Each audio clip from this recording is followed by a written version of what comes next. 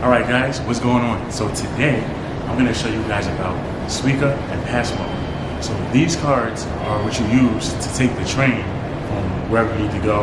You use this to get on the bus. It has a bunch of different various uses. So I'm going to show you how to load it up with money, and then I'm going to show you how to touch it and go through to the train station. So that's what we're going to get into today.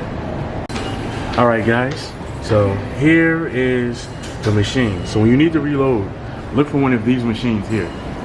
You see, it says tickets, and you just look for one of these machines. So you come over here.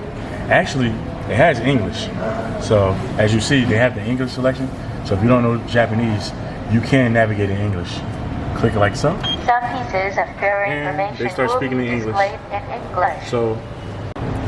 So here, this is the coin slot. So if you got a bunch of coins, you would just use this one.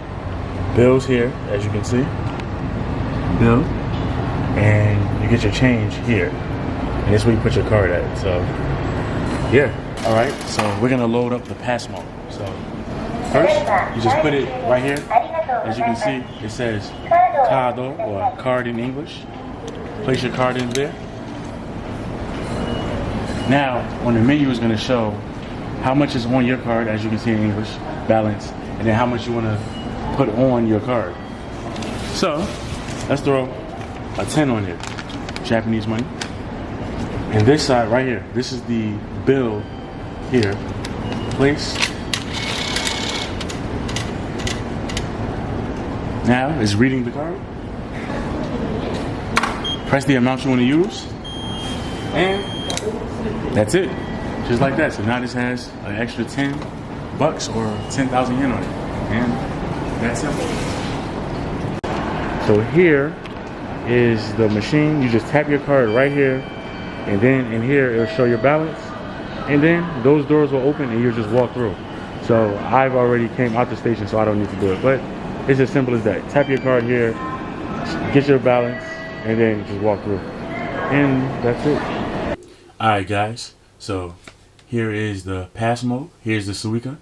So you might be wondering, so what are the differences between these two?